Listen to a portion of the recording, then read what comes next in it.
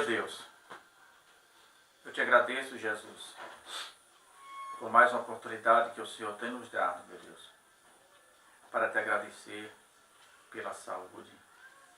Te agradecer, meu Deus, pelo pão de cada dia, pelo vestuário, pelo calçado.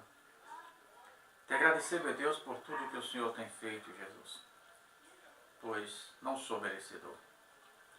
Te agradecer pela Dama, pelo Thierry, meu Deus, pela Mônica, pelo Tauan. Te agradecer, meu Deus, pela minha mãe ali em São Bentinho, Senhor, pela Miriam, pela Débora Vitória, pelo Pretinho, Venedoura. Te agradecer, meu Deus, pelo Suetan, pelos seus filhos Flávio e Raimundo Neto, as suas filhas Flávia, Celiane, pela Aquiles Dantas, Senhor, pela Paula Fernandes. Meu Deus, te agradecer por tudo que o Senhor tem feito, Jesus. Meu Deus, também, Jesus, te agradecer, meu Deus, ali, pela Iselda, na cidade de Patos, pelos seus dois filhos, meu Deus, suas noras. Te agradecer, meu Deus, por tudo que o Senhor tem feito, Jesus. Meu Deus, eu te louvo, eu te agradeço, porque só Tu és digno, Senhor, de toda honra, toda glória e todo louvor, Jesus. Meu Deus, pelo Mateus, Senhor, em João Pessoa, Jesus, pelo Sadam, seu filho, pelo Assis, Senhor, pela Lúcia, também João Pessoa, todos meus tios, meus primos, da região de Ribeirão Preto e Sertãozinho, meu Deus, pelo Teu filho Júnior, Davi, o Natan, o Assuero, a Jussara, Jesus, pastor Antônio Luiz e os demais pastores daquele grupo de Ribeirão Preto, que sejam todos, meu Deus, fortalecidos pelo poder transformador da Tua palavra, que enche os Teus filhos, meu Deus, de todas sortes de bênçãos espirituais, para que possa continuar nessa jornada. Te agradecer aqui também, meu Deus, em São Antônio de Jesus, pelo Dr. Bartolomeu, doutora Janine, São Filipe, doutor Júnior, esposo, filhos, na cidade de Ceabra, doutor Pericleão e seus familiares, enfim, Jesus, todos os aniversariantes deste mês que sejam no meu Facebook, Jesus, que sejam todos alcançados pelo poder transformador da Tua palavra. Agradecer, meu Deus, também, Jesus, pela equipe da biblioteca, pela direção, por todas as minhas colegas de trabalho, que sejam todas alcançados, Senhor, pelo poder transformador da Tua palavra. Meu Deus, por todos os grupos, Senhor, te agradecemos e te pedimos, Senhor, dá-nos sabedoria espiritual para entrar e sair e não escandalizar o Teu nome. Dá-nos fome e sede de justiça, Jesus. Dá-nos fome e sede de comer a Tua palavra. Nos ajuda, meu Deus, a caminhar com a cabeça erguida, mesmo no meio desse mundo conturbado, Senhor. Dá-nos, Senhor, inteligência para saber discernir o que é certo e o que é errado. Muito obrigado, meu Pai, por tudo que o Senhor tem feito. Amém, Jesus. Pois eu quero ler. Quero, não vou. Eu vou ler com vocês. Muito conhecido, a visão de um vale de ossos secos. O livro é do profeta Ezequiel, o capítulo 37 a seguir. Diz assim: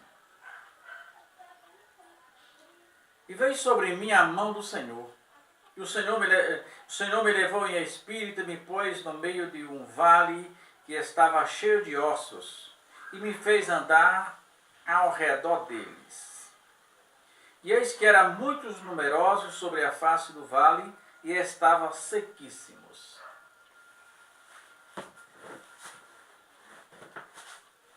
E disse-me: Filho do homem, poderão viver esses ossos? E eu disse: Senhor Jeová, Tu sabes.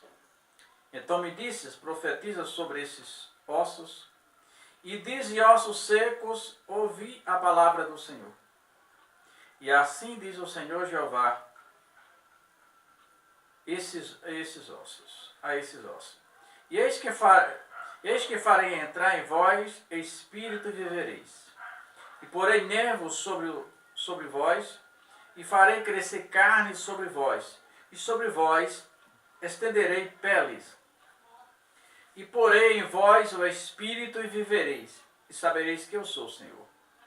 E então profetizei como se me deu ordem. E houve um ruído enquanto eu profetizava, e eis que se fez um grande reboliço, e os ossos se ajuntaram, cada osso a seu osso. E olhei, e eis que vieram nervos sobre eles, pele, e cresceu carne, e estendeu-se a pele sobre eles por cima, mas não havia nele espírito.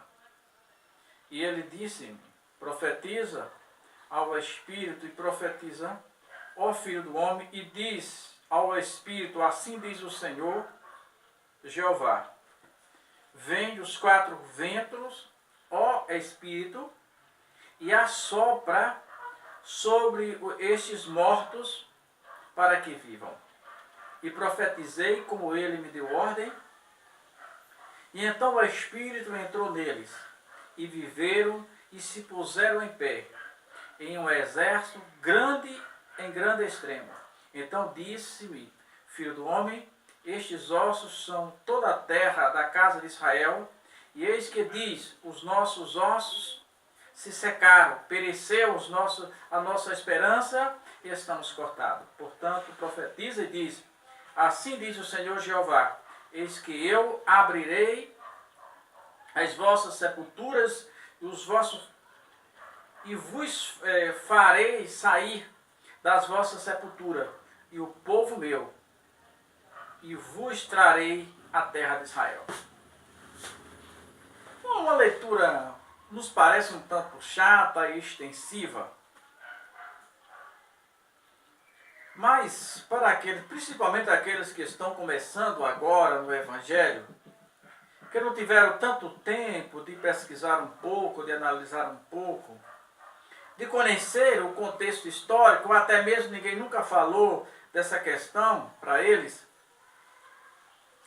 Ezequiel 37 é a mesma coisa, está falando do mesmo assunto, de Isaías 66 e 8.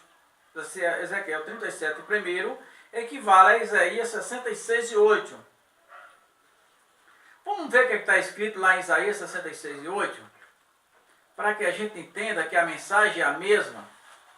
Em 66 e 8 de Isaías está escrito assim: quem jamais ouviu falar, quem jamais ouviu tal coisa?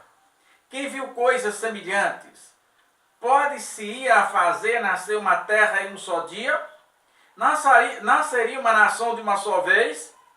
Mas Sião esteve de parto e já deu à luz ao seu filho. Isaías 66 e 8 é a mesma coisa de... Está falando do mesmo evento, do mesmo acontecimento de Ezequiel 37, a partir do versículo 1. E que acontecimento é esse? Pois bem,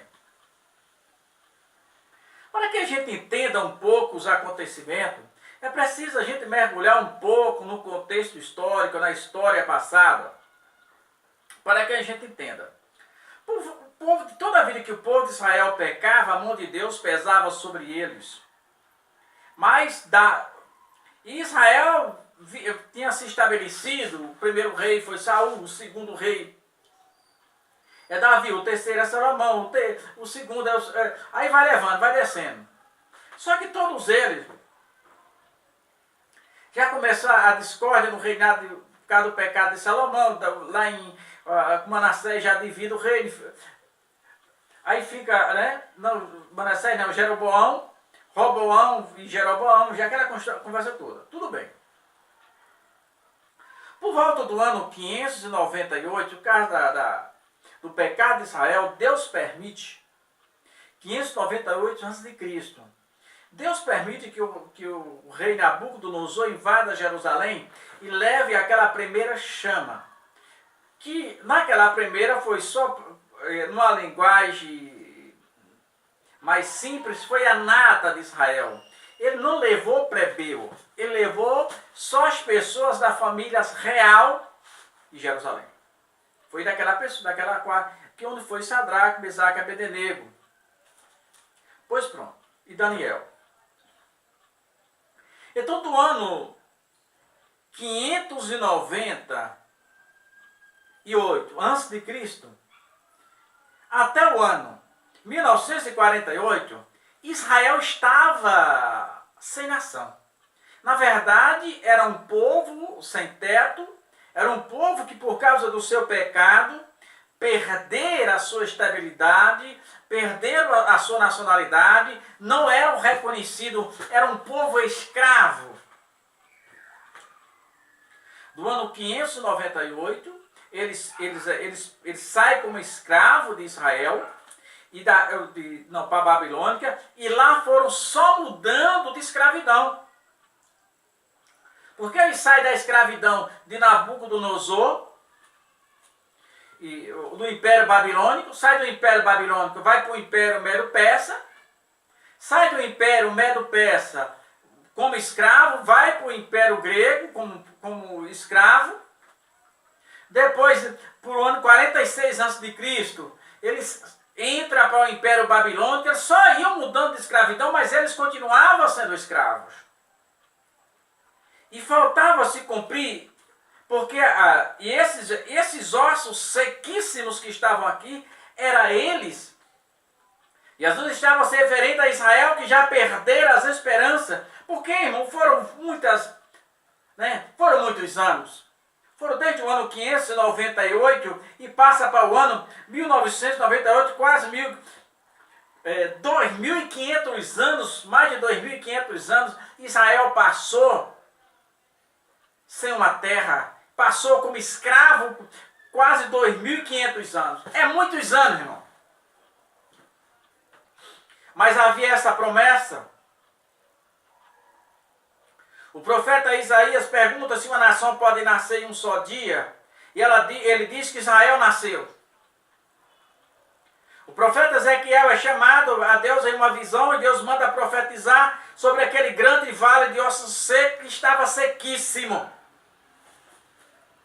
Estava espalhado na grande face do vale, isto é, Israel estava em todas as nações do mundo. Inclusive no Brasil tem muita gente com sobrenomes de Oliveira, sobrenome de Nogueira, Carvalho, essas coisas, que era uma das formas que os israelitas achavam para fugir da perseguição aqui ainda, para não ser identificado pelo seu sobrenome, eles botavam fulano de tal Nogueira, fulano de tal Carvalho, fulano de tal Figueira. Era assim que eles usavam para despistar a perseguição.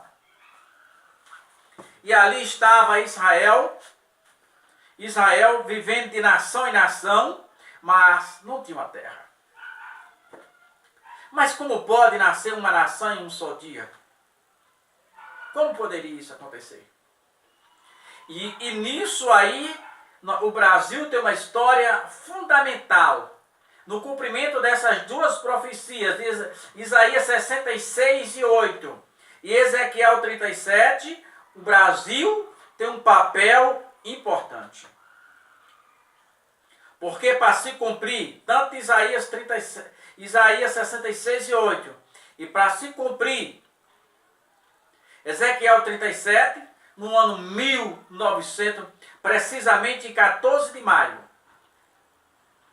Em 14 de maio de 1948, aquela Assembleia Geral da ONU, que reconhece Israel como nação, foi presidida pelo brasileiro Oswaldo Aranha. Então, em 14 de maio de 1948, Israel é aceito, é reconhecido como nação.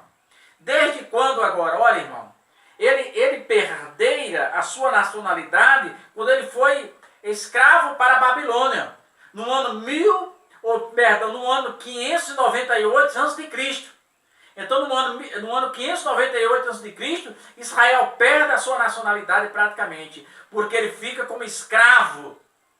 Ele perde a sua pátria. Ele sai para outra terra. E ele lá, mas ele estava esperando a promessa de Cristo.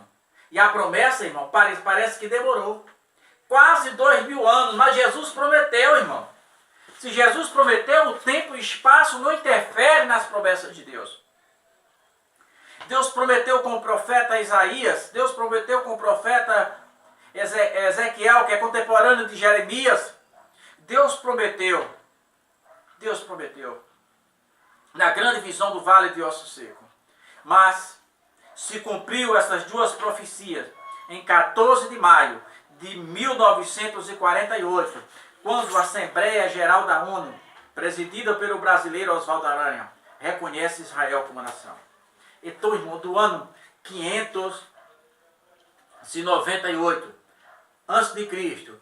a o ano 1948 depois de Cristo, isso é mais de 2.500 anos depois, aquelas duas profecias, Isaías 66:8 e Ezequiel 37, se cumpriram quando o Brasil tem um papel fundamental. Então, o que eu quero dizer, se Jesus, irmão, assim como Jesus cumpriu aquelas promessas quase 2.500 anos antes, ou depois, quase não, mais de 2.500 anos depois, a promessa se cumpriu. A promessa do profeta Isaías, e as profecias do profeta Isaías e a visão do vale de osso seco de Ezequiel. Então Jesus continua de pé. Tudo que Jesus prometeu para mim e para você continua de pé, desde quando estivermos na direção dele. As promessas só não nos alcançam se sairmos da direção, mas se ficarmos na direção do Senhor, tudo que ele prometeu vai cumprir. O tempo e o espaço não interferem. Pode ser com 10, com 15, com 20 anos. Mas se Jesus prometeu e você está na posição certa, uma hora ele vai cumprir. Israel esperou mais de 2.500 anos, mas na hora certa, Jesus cumpriu. Isaías 66:8 e Ezequiel 37. O vale de osso seco se cumpriu 14 de maio de 1948. Amém, Jesus.